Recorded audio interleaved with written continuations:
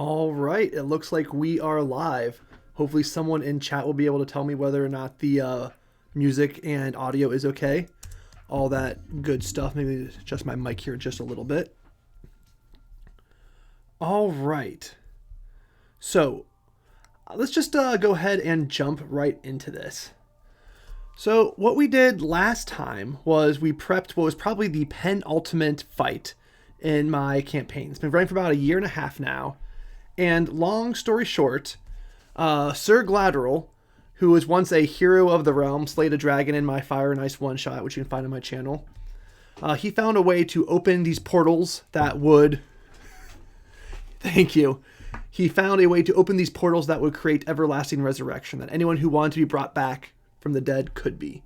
The downside is when these portals open, a bunch of demons pour out of them, and the place in the material plane sort of gets pulled into hell at the same time. So Ser Gladrel just realized what was happening. He says he's going to take care of it this time, and he's going to one of my players' home city of Her Dothrin, where he's trying to open up one more portal. And last time the player stopped him. He had a gnome with him, Dorky in the stream, which you can find on my $1 Patreon, who was the caster supposed to open these portals for Glad. Dorky was someone that the players were once friends with, but they later accidentally kind of betrayed. And he wanted to bring his relatives, all the gnomes that died, back to life. But the players killed him. And so now Ser Glad is going to face off with them. Whether or not these three altars can be opened, and whether or not the other... Although the players did get Glad's Griffin all the way down to maybe 50 hit points left. And I guess, real fast here, maybe I should pull up a picture so you folks can see this here. Ooh. Can I do this? Maybe not. Well, you just have to trust me that it's out there and it's pretty cool. It's on my Twitter, actually. Okay. So, anyway, what I want to do is think about this fight. Actually, you know what? We're going to wait just one sec. I do want to pull up this this picture because it is cool. And it should be pretty easy to do. I'm just being lazy. Because I think that will better help you visualize what is going on here. There we go. Can you see that? Yeah. So here is the battle space. Here are the players. And then they're just off screen. Can I adjust this? Just off screen, you see Ser Glad and the Griffin and the gnome. They killed the gnome. The Griffin is almost dead. And Ser Glad is barely injured. And he is going to want to take them out. Three little altars opened right here. And if he can cast second level spells into those altars, a portal will open and all sorts of demon will pour out, but at the same time, people will be brought back to life. He was trying to recruit a bishop, one of the player's friends, but she is encased in stone and knocked out. So we should switch back over to our planning sheet and sort of write out what the key stakes are at these moments so I can keep track of it.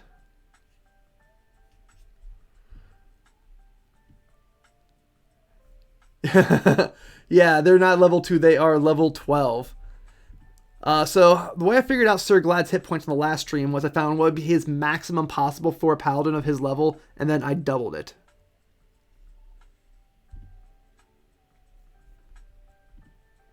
Alright, and you can see this hopefully now. And chat should be up and running. Awesome. Okay. So what happened last time? Let's just start a new little thing right here.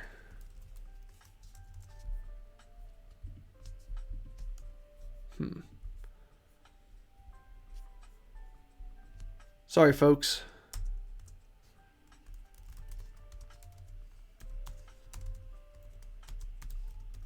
Happened. Okay, so their bishop is encased in stone.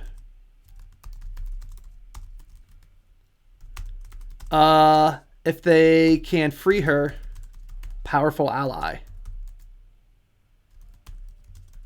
When the players ran into Ser Glad in Volcano Base, he was having a standoff with this bishop. They were once members of the same adventuring party, and they apologized to each other before battling. Ser Glad won in a flash and encased her, and the gnome encased her in stone, like Earthbender style. I think combat is in maybe its 4th or 5th round. A lot has happened. So let's see now. They killed Dorky.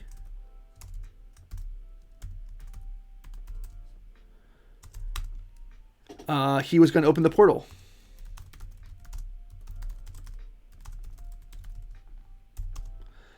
Now Glad has to do it himself.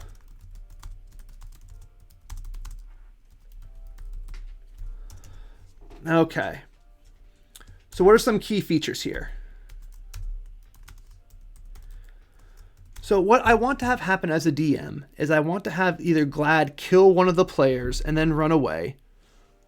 Or... No, I think that's or I want to have him open the portal himself and then have everyone have to face the bigger threat, all these demons pouring out. But Glad has an army. When the players left, Glad's army was facing off the Dwarf militia and the upper layers of the city. So if I need to, this is sort of a tool I can use. I can have one of the two armies arrive and sort of force the scene to come to an end.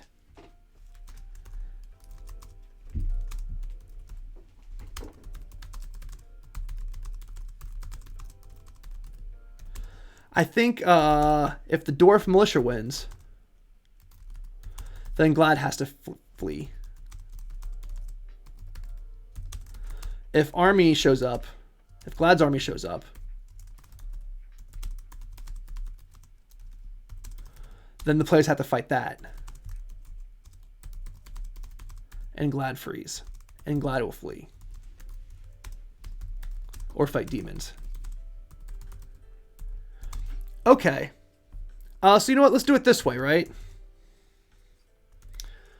So, and here's the other key feature right here. Glad can light the altars himself.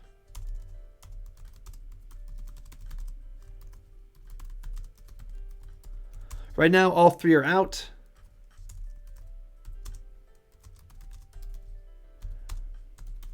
But they can be lit.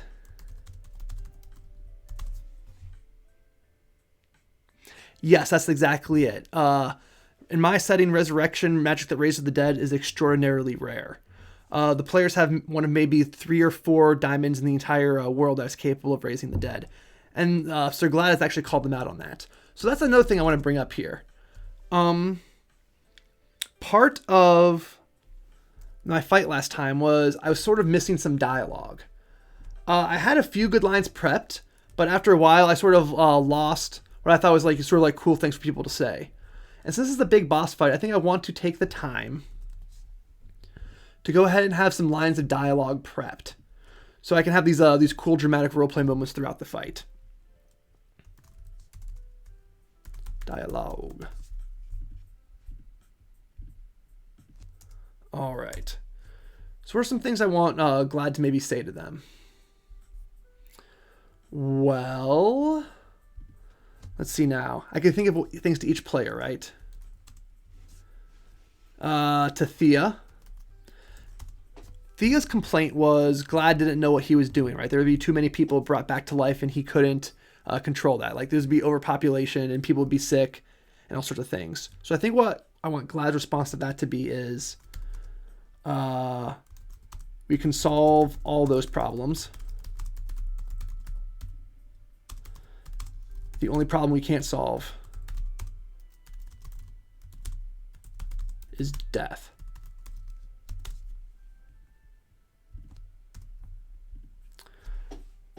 All right. All right. So to Huck. So Glad has a magic ring that is part of kind of Huck's backstory. It is a powerful magical artifact that might be the key to resurrecting all of Huck's people who are turned to salt. There are no wood elves in my setting, and Glad's ring is part of that reason.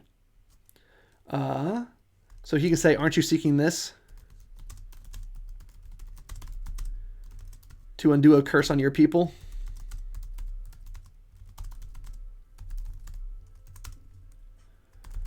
For us humans, Early death is our curse.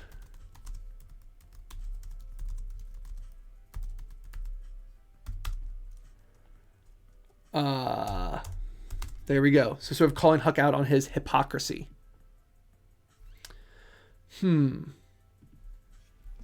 All right. What is some other... oh, real fast. There's one other thing right here. One other key point is that Effie found a golem and a manual of golem creation.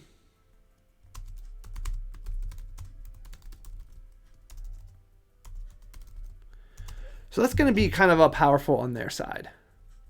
Okay. So she still needs an action to activate it.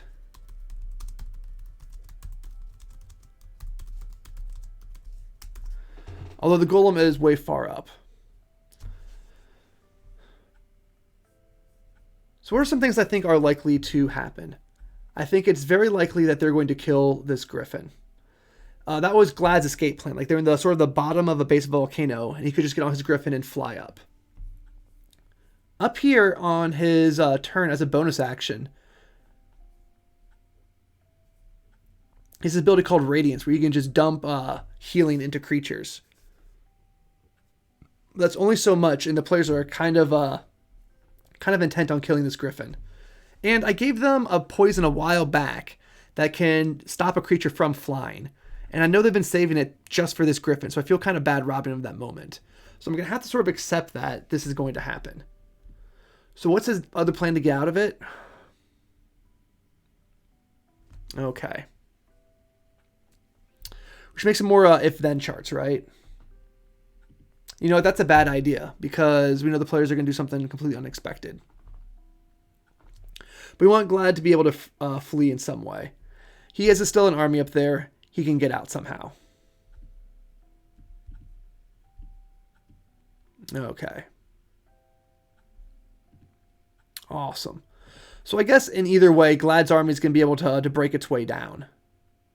Which is good, because I want the players to lose in some way. Because if Glad's army is able to make their way down, that means the Dwarf Militia has somehow fallen.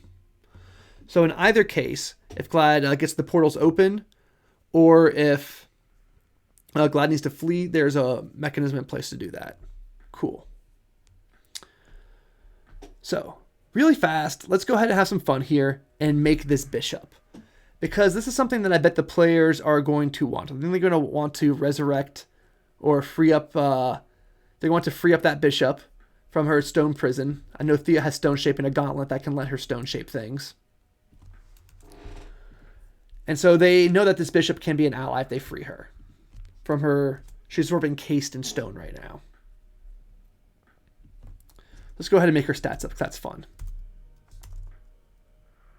I don't know how to spell bishop. Yeah, Bishop Malra. This is why I like fancy names, because no one can tell me they're spelled wrong. So her strength, she's a dwarf. She's pretty strong. She's a dwarf. She's pretty this. Probably not anything there. Intelligence, she's very smart. She's wise. So that's plus 11 to her save. Charisma, she can get plus 11 to the save too. Or plus 5 to this, or 6 to the save. Awesome. And she should go ahead and might as well get points to this too. Why not, right? Okay. Yeah, this looks like a good dwarf cleric, if you ask me, wielding a shield. How many hit points? 200? Probably not that many. You know what? No, 200 is actually probably just fine. Her AC, she doesn't have plate. She'll have like scale or something crazy.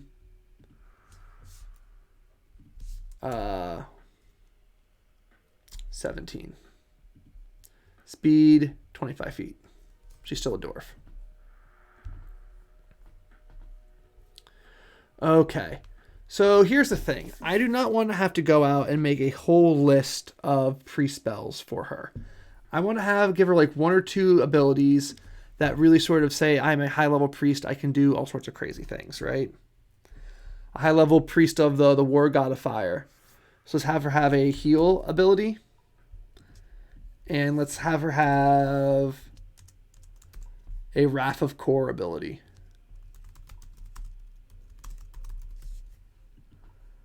Okay. And then what are some other priestly things that she can do? You know what? I am going to give her some spells, but I don't have to keep track of all of her spell slots and all of her other cleric abilities. And let's give her a passive effect too, right? Let's give that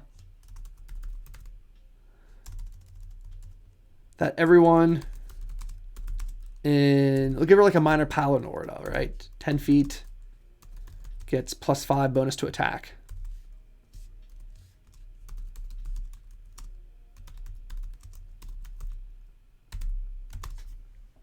There we go. Or attacks with divine magic.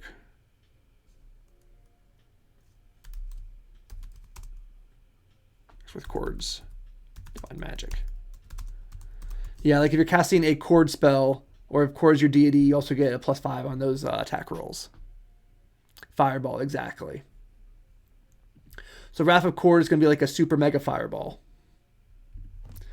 So 8 plus 5 is 13. 13 plus 6 is 19. DC 19. 60-foot column. 120 feet high. 60-foot radius. It's going to be a massive effect. Just like everybody in the battle space who can get hit by this blast of fire. How much? Ooh. So how much should a high-level cleric be able to do? If I really want to whip out the DMG and get that damage per spell level table, but I'm going to cheat and just go off what I already gave Glad up here, right? 48 radiant damage or blinded. Awesome. So she's going to get double that and just like raw damage. 48 fire, 48 radiant. Yes, I do wear glasses. I don't wear them in my normal videos because I don't like the way it looks on camera. But yeah, I normally use glasses to see. Okay.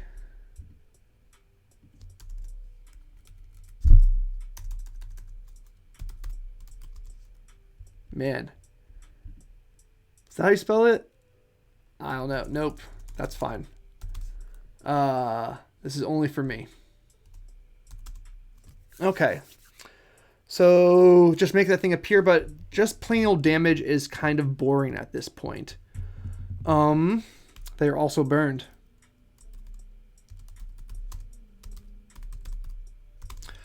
Oh, shucks.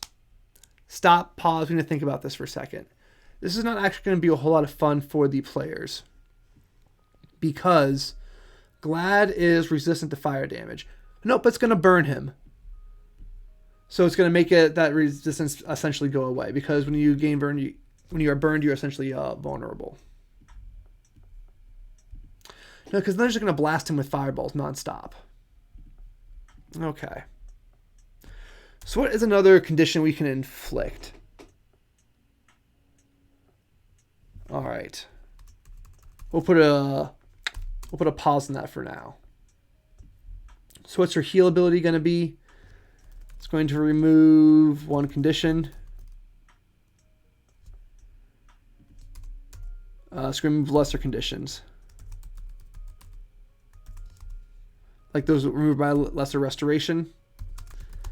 And give good number of hit points back. 5d8 HP. Actually, don't touch my face. I need to think about this for a second. Do I really want everyone just to be exchanging like massive amounts of hit points? Because that's what this is starting to look like. All right, I need to think about that for a second.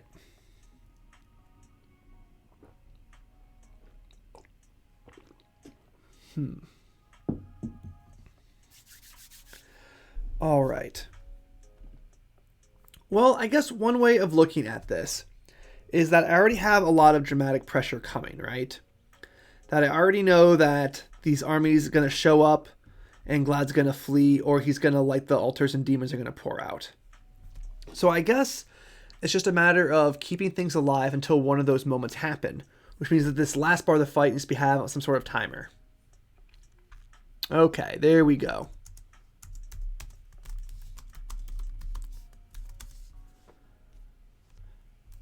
So X many rounds until army shows. Okay. If Glad opens the portal,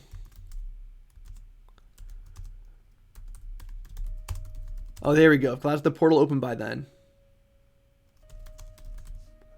her Dothrin gets sucked in. Wasted.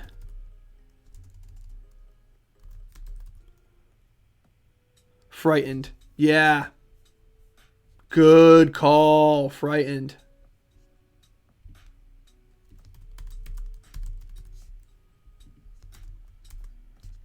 Thank you for that.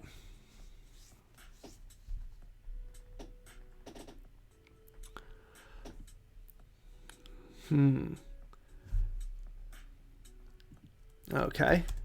If not, the army helps him escape.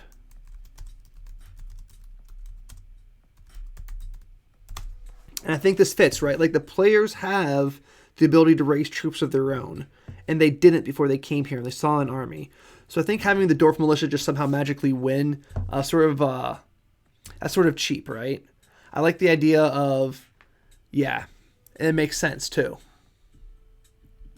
Okay. Excellent. So what's he going to say to Effie? He still needs some dialogue to her. And he still needs some dialogue for Fauna. And I guess Glad's real dialogue is, why is he all doing this, right?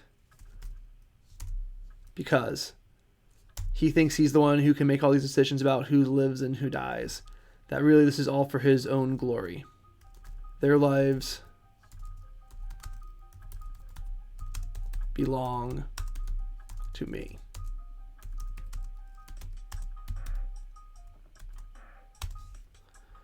Yeah. They would have already died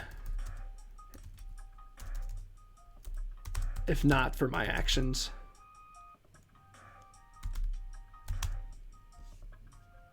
For what I've already done.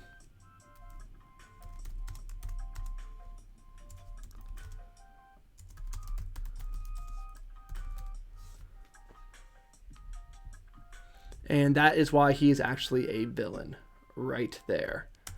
Yes, Glad, you slayed a dragon and you saved all these people's lives, but it doesn't mean they are forever in your debt. Cool. All right. I think these attacks are about appropriate. And what's your Sacred Flame going to be?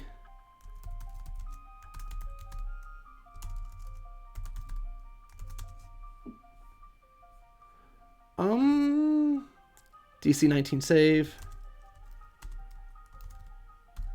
It's going to be what? It's 5d8 at this point? Yeah. Cool.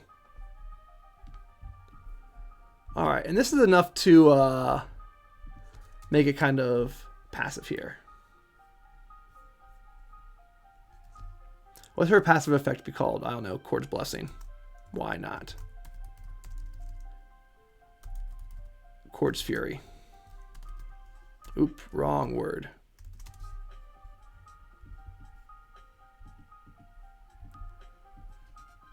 Awesome, cool. So this is kind of a good enough character. Ooh, maybe she should be able to do this as a bonus action, maybe? No. On touch.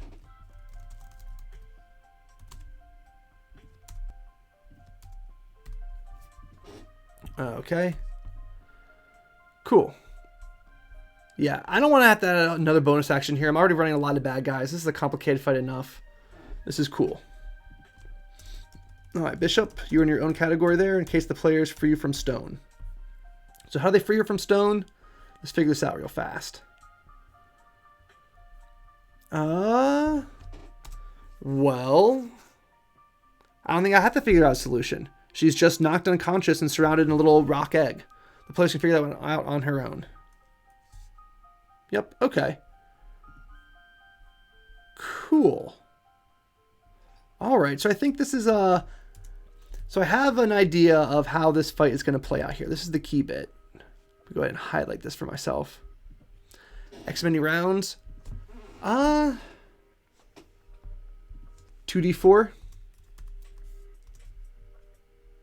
Yeah, that sounds about right.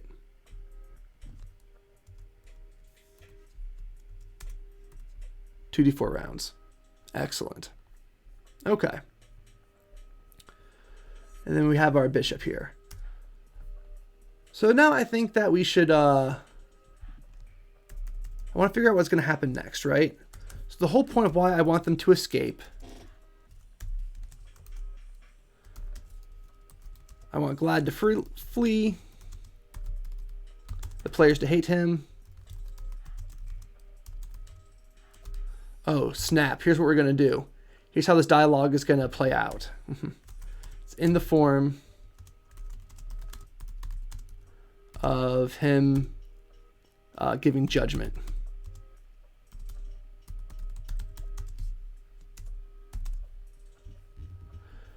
So the players have met Glad a few times. And oh, here we go. Ha ha ha ha ha. So why am I spending all this time on dialogue? Because we don't stop roleplay just because combat's happening. This is something that keeps it a lot of texture, because when you're doing an epic boss battle, like he's got legendary actions, there's a layer action going on here. We need to have something that keeps it interesting for everyone sitting at the table, so they're not just waiting around for their turn.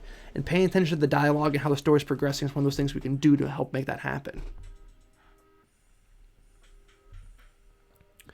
Okay. And to Effie, the portal was closed. The last portal was closed. Mistake. And rather than salvaging what we could,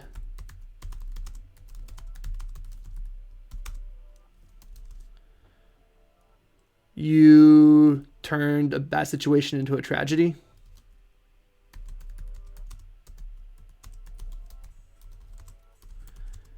A pointless tragedy. Okay. So what happened was the last portal was open. Glad didn't know how bad it was going to be. He was sort of ignorant of the situation, and it swallowed up this abbey. And then what Glad was doing was he was trying to find out a way to keep the portal open but stop demons from coming through. He's going to make a deal with the Devil Lord Bell. But what Effie did was she short-circuited it. She killed the person who was keeping the portal open, and the portal collapsed. And so all the people who were brought back to life suddenly just died again. So instead of everyone dying from the abbey getting sucked into the ground and the demons coming out, but everyone else being able to be stabilized and brought back to life, so you at least get some benefit out of it, she made it so no one got anything. And it was all her fault. So that is a good thing against her. So this whole campaign is sort of focused on this idea of people being, of Glad being an anti-villain, right? He is a good guy doing the right thing for the wrong reasons, wrong thing for the right reasons, something along those lines. Yeah. Okay. I want the Glad to flee at the end of this battle. So let's think we got the aftermath here. Let's switch it on.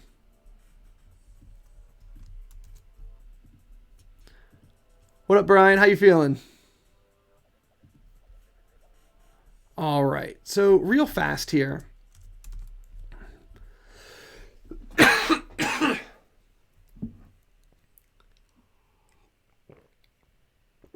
talk about the aftermath of the battle. Because like I said, this is the penultimate battle that we're fighting right here. It's either Hrothgar gets destroyed or not. Either Glad gets away or not. And then there's a few things that are going to happen. We're going to wrap up some B-lines. And then we're going to have the final showdown. Hopefully, you know. But this is D&D. Things can happen. But this is the big thing that I want out of this battle, right? I want Glad to flee, and I want the players to hate him. So what this means is Glad is going to retrieve Dame Marion, the girl in the ice, who now the players have deduced is his daughter, and she's just frozen in stasis from Sigrid.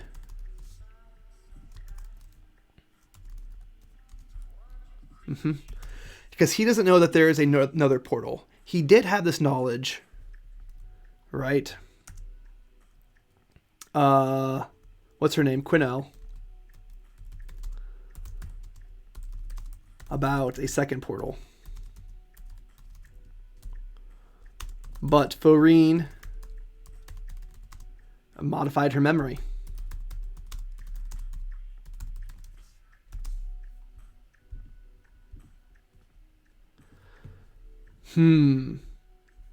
So the players need to figure this out somehow, right? The players think that there are two options for portals that Glad could have opened. One in the middle of a big city full of, you know, Thea's family, or one in the middle of nowhere. And for some reason he showed up in the one in the middle of the big city. So this is the reason why. When he went for information, he found this. But eventually I think they have to learn this somehow. Somehow the players have to learn this exposition.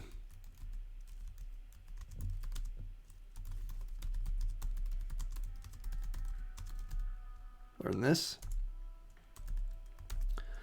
And then somehow Glad needs to learn of the icy portal. Let's see.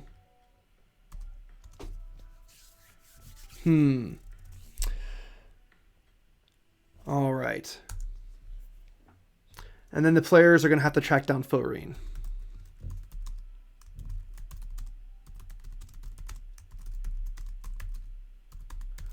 And who is this Faurine? Well, people have been paying attention. Faurine is the actual villain of this campaign.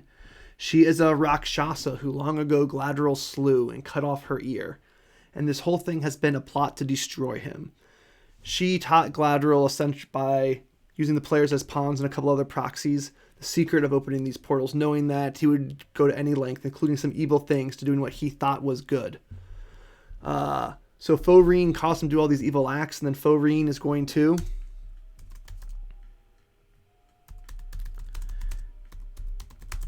get the players to kill Glad.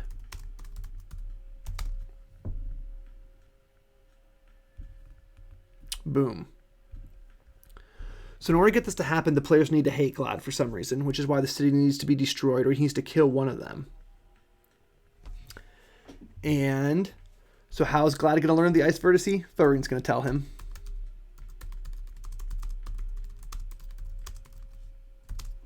Beautiful. So the players need to learn this? No, the players don't need to learn this. The players could learn this. Okay, that's no longer essential. So we really want Glad to be able just to kick the butts of the players, right?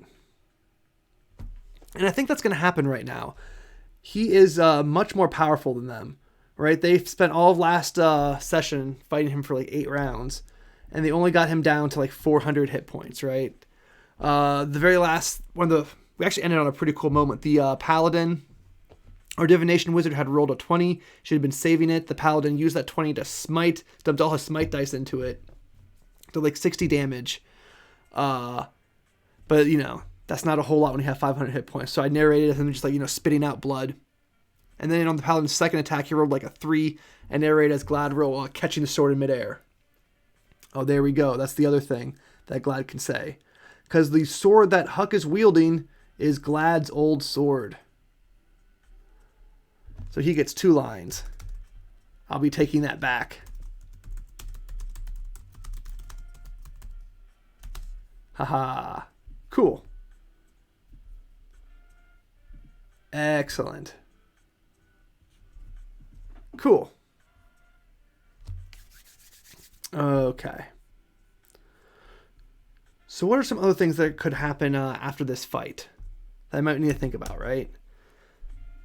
Why would the players want to go track him down other than just to get revenge? They have to have a credible threat that something's going to happen. No, maybe revenge is a good enough option.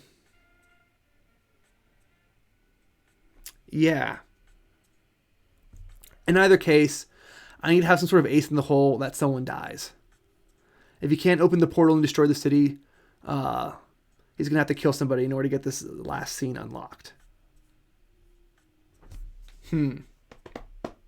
Which makes sense, because if he couldn't open the portal, he's going to be furious because they ruined everything. He's passing judgment on them. That's why he's okay killing them.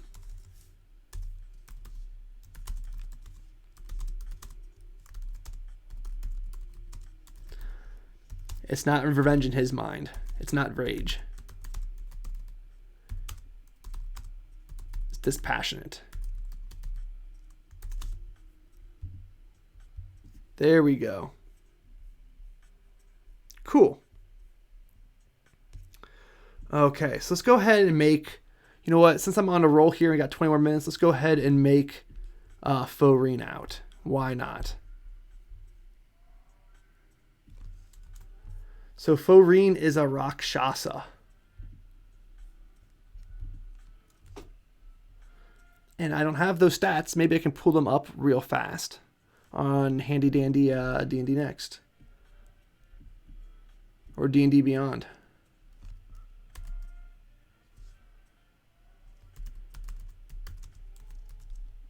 Oh, you know what? I don't think I really need you know what? On second thought, no. I don't really need that at all, do I? Because whatever's there, I know that she has just some key abilities. Let's do this. Faurine. So she's got to be incredibly strong. She's a demon. Incredibly tough. She's a demon. Incredibly quick.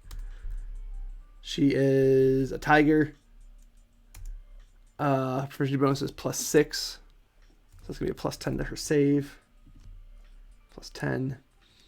She's incredibly cunning.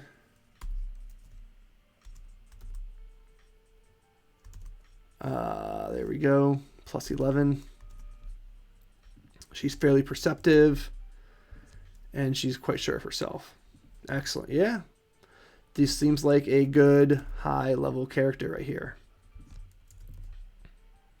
Or a good high-level demon. So what's her AC? 17, natural armor. Why not? Her speed is 40 feet. She's a Rakshasa. Incredibly fast. All right, so we'll get here in a second.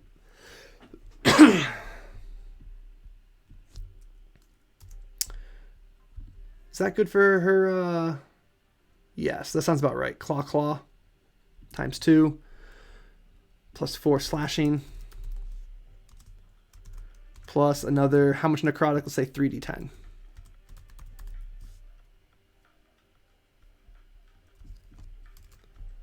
Put that times 2 right here.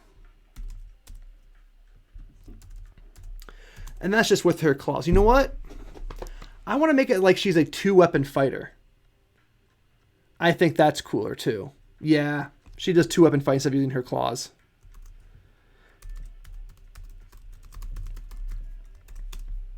I think it's a little bit more fun. Okay.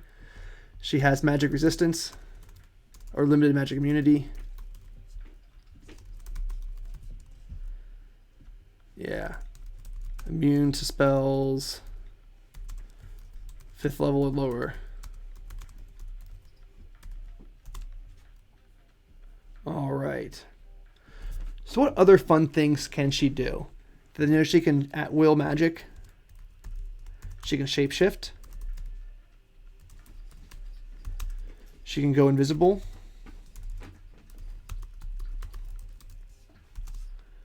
At will as bonus action.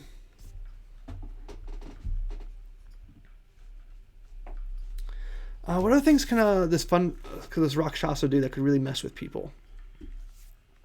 Dominate person.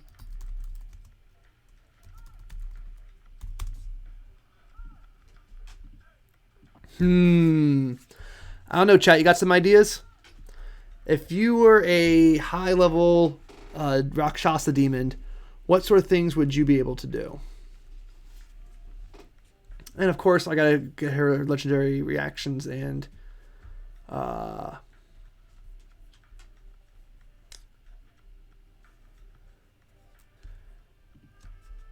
she got 3 legendary resistances, of course.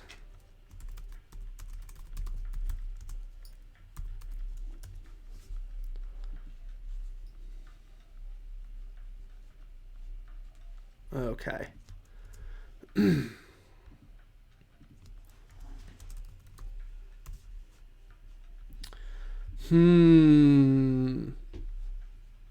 I don't know. Well, we can put that on the shelf for right now. So I don't think they're actually going to get to this fight. Is there like a mass dominate person? ×3. Counter spell. Yeah. You know what? I think this is good enough. We have some idea of how this fight is going to end out. That the army is going to show up and Glad's going to try to open the portal. In the meantime, he's passing judgment on them and killing them if he can. The players free the bishop. They have a new ally. And the army gives Glad a way to escape if the griffin dies, instead of just flying up. But Glad is really strong. He has lots of ability to heal himself and just dish out loads of damage. And the players have barely managed to hit him yet. So it might not end that way for the players at all. All right, well, I think that's just about it. I'm going to be doing this tomorrow night. This stream will be up for 24 hours before it goes on my $1 Patreon, where I put up all of my streams, live streams. I've also been writing little notes after my sessions, just sort of consolidate my thoughts for my patrons. It's only $1, and if you like the channel, that's an easy way to support it. And if you have some thoughts about this particular stream, let me know in the comments below.